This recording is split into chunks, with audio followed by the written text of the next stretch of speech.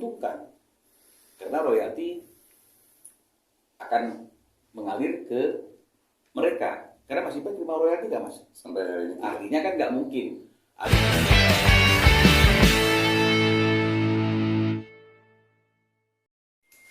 Oke. Rolling.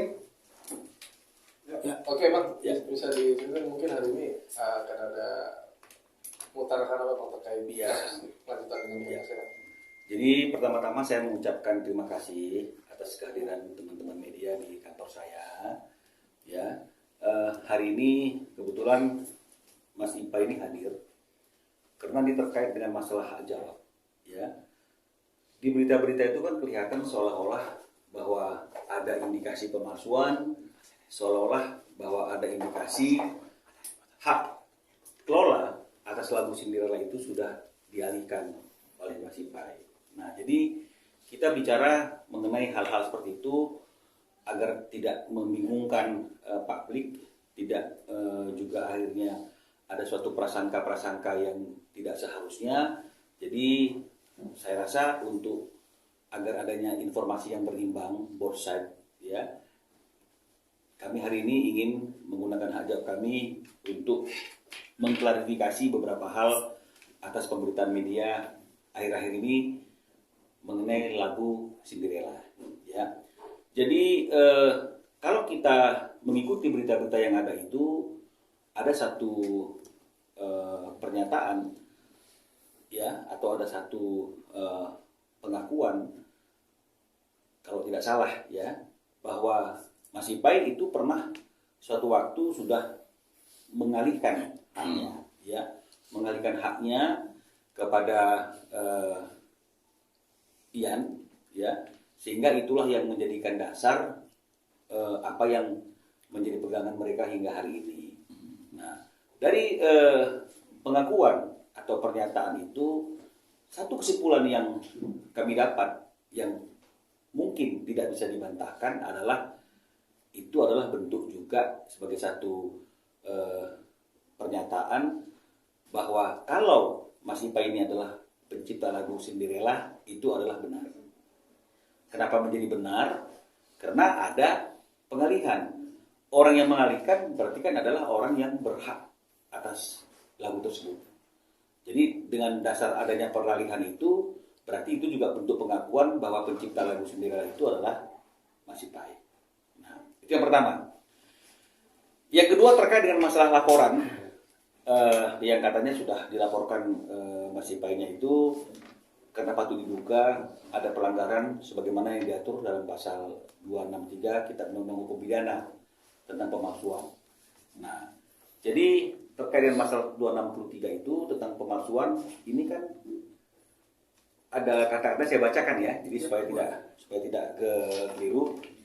Barang siapa membuat surat palsu atau memalsukan surat yang dapat menimbulkan suatu hak, perikatan atau pembebasan hutang, atau yang diperuntukkan sebagai bukti daripada sesuatu hal dengan maksud untuk memakai atau menyuruh orang lain untuk memakai surat tersebut seolah-olah isinya benar dan tidak dipalsu, diancam jika pemakaian tersebut dapat menimbulkan kerugian.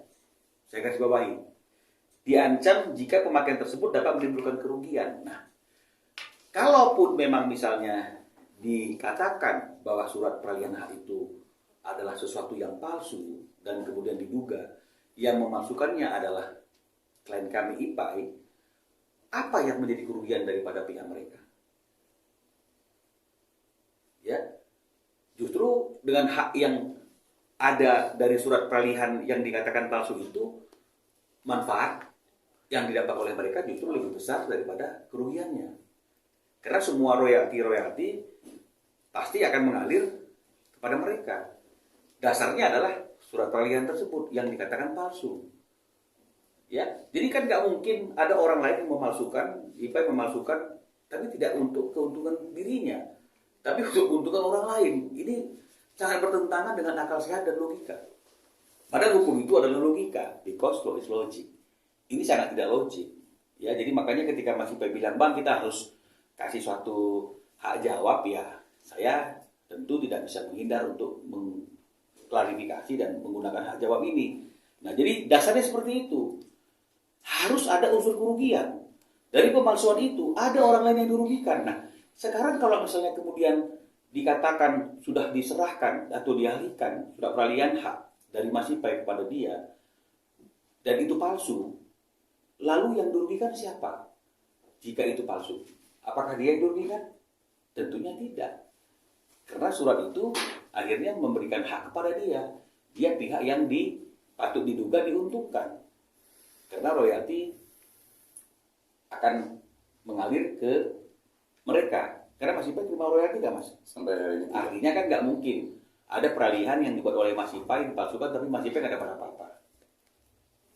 Ya kalau Mas Ipai memasukkan, untungnya dia apa? Karena harus ada kata-kata jika pemakaian tersebut dapat menimbulkan kerugian. Yang rugi di sini adalah Mas Ipainya. Karena Mas Ipai tidak pernah mendapat royalti. Tapi pihak yang merasa bahwa dia sudah punya surat dan surat itu adalah palsu, tapi justru malah diuntungkan dengan surat tersebut.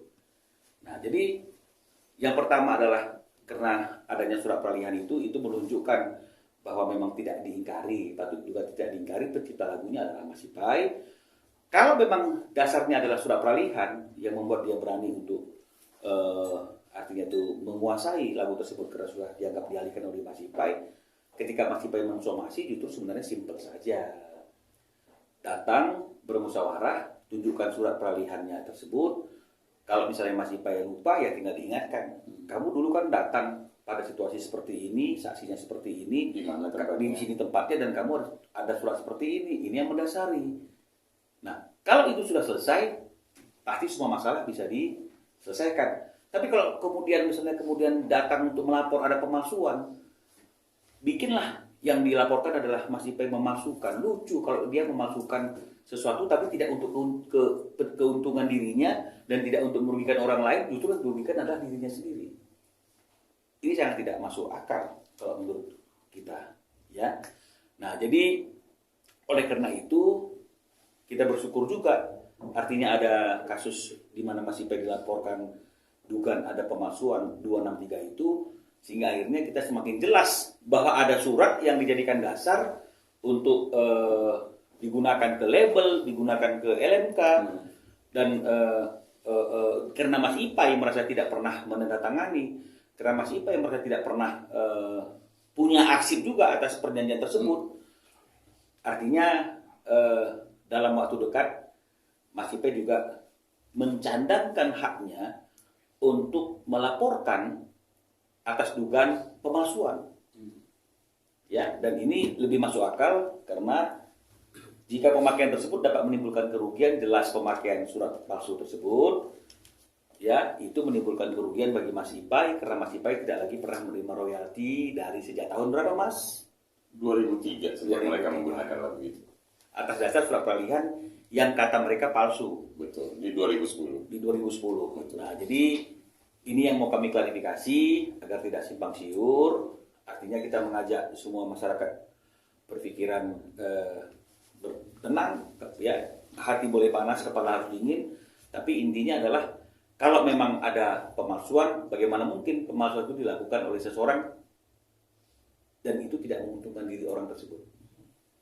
Tapi justru orang yang melaporkan itu tidak dirugikan apapun, patut juga tidak merugikan, tapi justru kata Mas Ipai mendapatkan keuntungan karena ada royalti yang royalti berjalan. Nah, jadi ini yang perlu kami klarifikasi sehingga akhirnya jangan sampai ada pemahaman-pemahaman yang keliru yang dianggap justru klien kami mengaku-ngaku bahwa dia adalah pencipta lagu Cinderella.